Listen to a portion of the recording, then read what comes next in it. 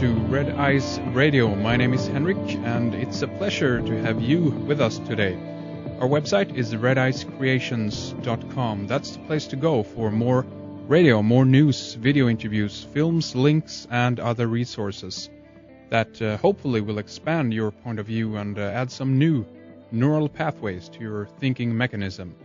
And this is not about belief or convincing you of anything, but simply help to broaden your perspective so you can find your truth.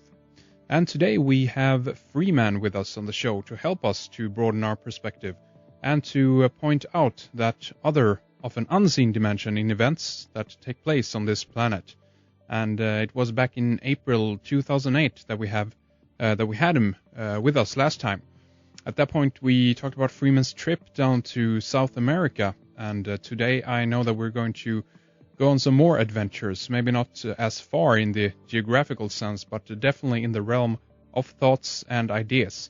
And we are going to have the latest dynasty of the USA, the Black Pharaohs of the Kingdom, as the theme of this program. Welcome back, Freeman. It's great to have you with us again. How you been? Henrik, I've been great, and it's great to be here with you. Excellent. I'm really looking forward to this. Again, we have the kind of the theme or the backdrop today as the new dynasty of the USA, as it were, the Black Pharaohs. We have a lot of stuff to talk about today, of course, but that's one thing that I guess we could begin off and talk a little bit about the election, but also some of the more occult or esoteric roots or symbolic roots of what we've been witnessing. What's your take on this whole debacle, as it were, or this whole sideshow as it's become almost? Barakanan. That's it. Well, the curious thing was, as I've been outlining for a few years now, is the road to World War III. As it was identified by Albert Pike with his letter to Mazzini.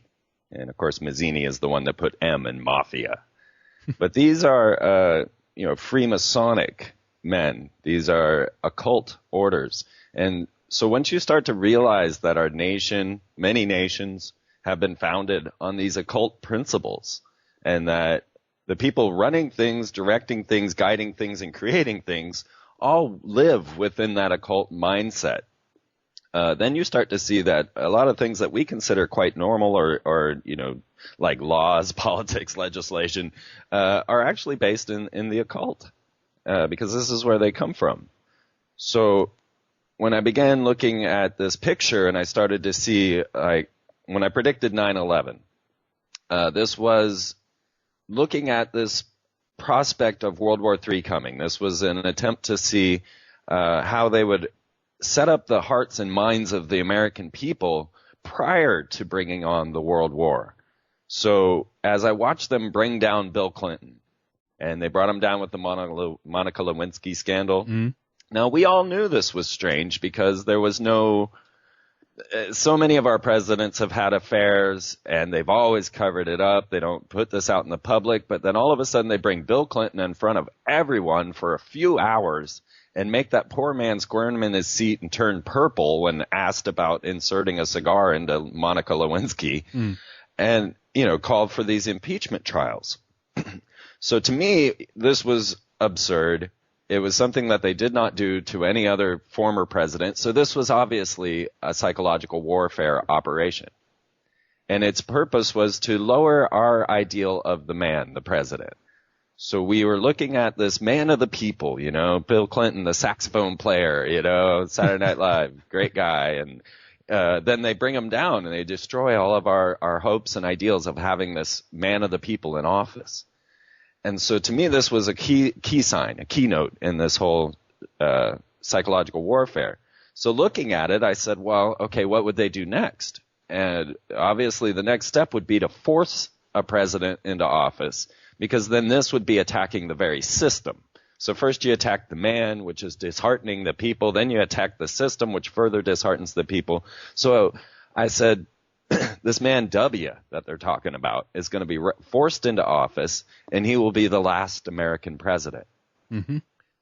When I looked at that picture, the reason I selected W was because of the Kabbalistic meaning. Now, when I talk about Freemasonry, you must first acknowledge that Freemasonry is a form of Kabbalism.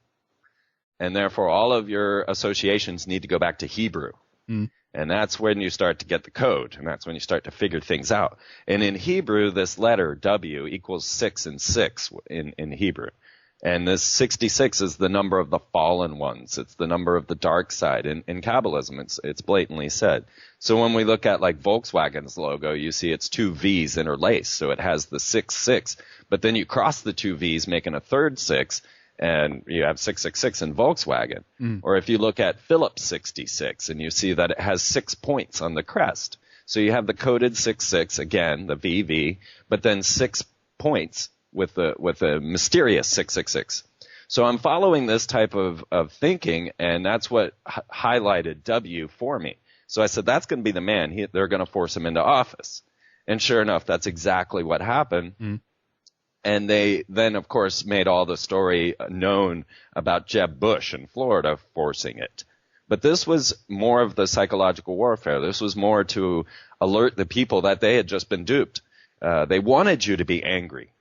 So they leaked the news about Jeb Bush. But this was a total farce. We know that it wasn't Jeb Bush. It was the Illuminati. It was an overall scam. This is mind pattern programming being put into place. Hmm. So here I am looking at the picture, and when during the Clinton era, of course, we're looking at this Homeland Security coming about, this whole new world order as it is, in the police state. And so I'd been watching this bill come up every October, and of course failing miserably. Nobody wanted to pass this Patriot Act, Homeland Security.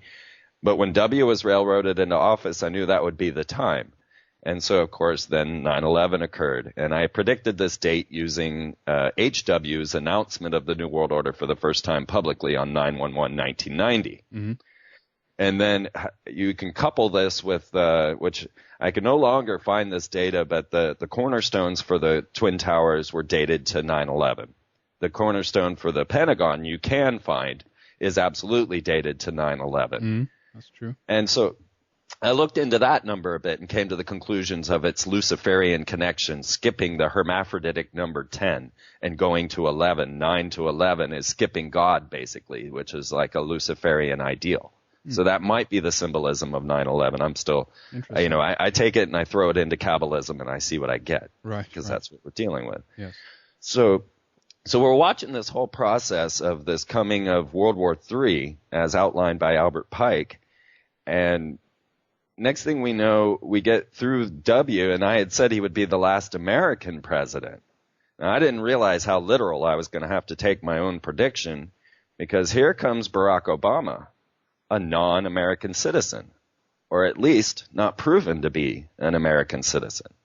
Now, all of us are required to show our driver's license, our ID, our passports, our birth certificates. We're all required to show this on many levels. You go down to the driver's license office today and they want my Social Security card. I don't have a driver's license because I won't give it to them. But yet here's the President of the United States going, there are court cases going before the Supreme Court saying that he needs to show that he was born in America, because there is a constitutional amendment that says you must be a natural born citizen to be president. Mm-hmm. So we find Barack Obama now potentially a Kenyan resident, and or a Hawaiian, but if he could prove it, then maybe we could be somewhere with this. But what we've got is kind of a shifting of the Constitution. It's the next step in the plane. So Barack comes in, he doesn't prove his natural born citizenship, and curiously enough, both Barack and Hillary were trying to push forward legislation to say that you don't need to be a natural born citizen. Mm-hmm, really? And the curious thing was that also his running mate, or his opponent, McCain, he was born in Panama. Mm-hmm. So neither one of the presidents, were necessarily natural born citizens, although being born in Panama on a military base, you at least get the fact that you were born on, technically American land. Right, right. But back in February of 2008, Senator Claire McCaskill introduced the bill to the Senate. It was the bill 2678 for Children of Military Families to Natural Born Citizen Act. And this bill to bring in, to start to loosen the grip on the natural born president, was co-sponsored by Barack Obama and Hillary Clinton. And then a second one came through as well on this same note. They continue to try and pass this legislation to bring in a non-natural born president. Now this is opening the door for the Arnold bill. This is opening the door for Nazi rule over America. Austrian rule, yeah. Exactly. And we also find other curious things like Barack Obama being Barry Soetoro in Indonesia, being in a school in Indonesia at a time when they did not allow foreigners to be in the schools in Indonesia. So somehow he proved that he was a citizen of Indonesia as well, but yet can't prove that he is an American citizen. That's interesting. And what is that? Because in one sense, it's really on the more kind of how should you put it, on the geopolitical scale, it really doesn't, it represents something obviously, but it's yet kind of very superficial. But do you have a kind of a more occult or esoteric interpretation of that? The fact that he might not have been born or be of, been born in the USA basically. Well, I see that if they wanted to push this, now this went before the Supreme Court twice. There are people that are still pushing the bill. I think Alan Keyes has even gotten involved in this. I'm not sure.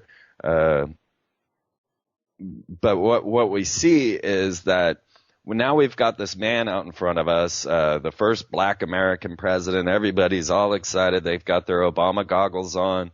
But what if they then brought in this court case again? And people would demand that they open the Constitution and rewrite it, that they go ahead and pass Hillary and Barack's Natural Born Citizen Act. And this would open the Constitution to a constitutional convention, and therefore they could go in and alter whatever they want. So it's like they set up this man that everybody loves, this new Messiah, the new hope, and the one. And then they're going to try and take him down. If they do this, either way, they've kind of shifted the Constitution a little bit. But for me, it's an attempt to open the Constitution to start and get this new world order rolling, get the global government going.